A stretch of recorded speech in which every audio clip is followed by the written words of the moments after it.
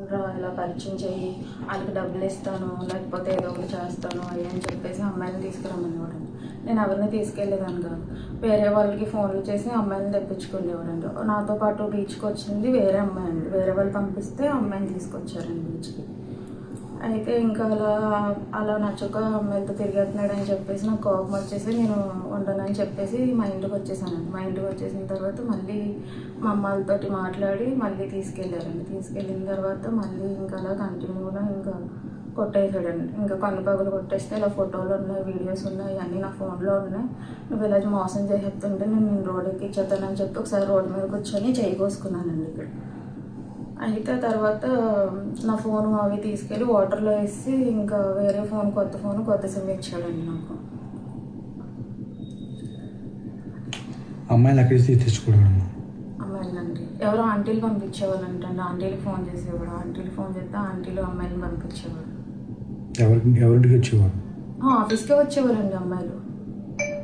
ఆఫీస్కే తీసుకొచ్చారు. ఒక్కొక్కసారి నన్ను వెళ్ళి తీసుకురమ్మనేవాడు. నేను వెళ్ళి బండి మీద ఒక్కొక్కసారి తీసుకొచ్చేదానండి. దింపడానికి వెళ్ళినప్పుడు అయితే యాక్సిడెంట్ అయిపోయి నా కాల్ అప్పుడు విరిగిందండి. అప్పటి నుంచి ఇంకా ఆఫీస్కి వెళ్ళడం మానేసి గొడవలు పెట్టుకుని ఇంకా వెళ్ళట్లేదండి ఆఫీస్కి. అతని పేరేం పేరమ్మా? అతను ఏం చేస్తాడు?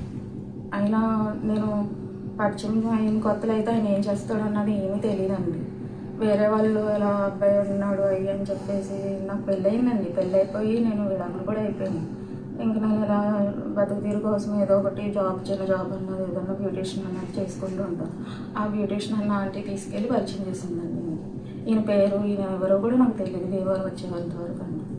తర్వాత నేను ఇలాగా బోండా జయప్రకాష్ నాయుడు, నేను జడ్పీటీసీని వీరవసరానికి అన్నీ ఈయన చెప్తేనే నాకు తెలిసిందండి. అయినా సరే 1 year రిలేషన్లో కంటిన్యూ చేసామండి.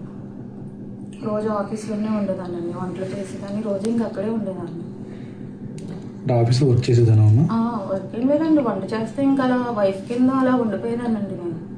ఉండిపోతే అప్పుడప్పుడు ఇలాగ అమ్మాయిని తెచ్చుకోవడం ఇలాగని చెప్పి ఎవరికి ఏ అమ్మాయికి కూడా నచ్చదు కదండి. ఇంకా ఆ విషయాల్లో గొడవలు అయ్యి ఇంకా అలా కొంచెం ఇల్లు ఇస్తానని చెప్తే ఇల్లు కోసం 10 లక్షలు ఇస్తే ఆ 10 లక్షలు వేరే డబ్బులు నేను ఇంకా వేసుకొని ఇల్లు కొంటాను అయ్యి అని చెప్పి ఎక్కడో చిన్న ఇల్లు చూపిస్తే అది నేను నచ్చలేదంటే నా డబ్బులు ఎత్తలేదండి. నా బంగారం అక్కడ పెట్టుకున్నాను, నా బంగారం కూడా ఇవ్వట్లేదండి. రేపు నా లాగరికి ఇస్తాను, రేపు ఇస్తాను, ఎల్లుండి ఇస్తాను అని చెప్తున్నాను.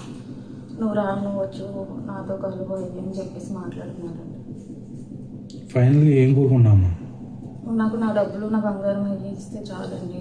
శారీరకంగా వాడుకున్నందుకు నేను ఇష్టపడి కూడా వెళ్ళాను కదండి. నాకు న్యాయం జరిగేలా చేస్తే చాలండి.